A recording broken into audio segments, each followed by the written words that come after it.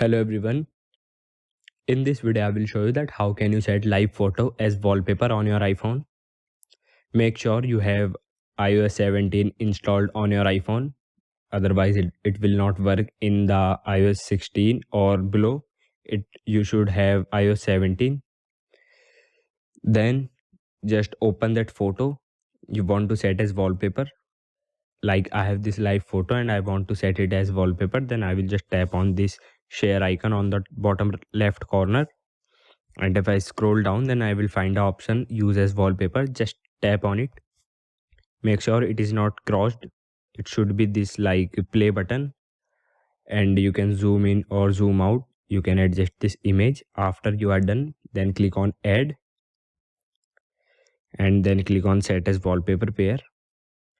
And here you can see the wallpaper is set, and when your screen will wake up it will be moving.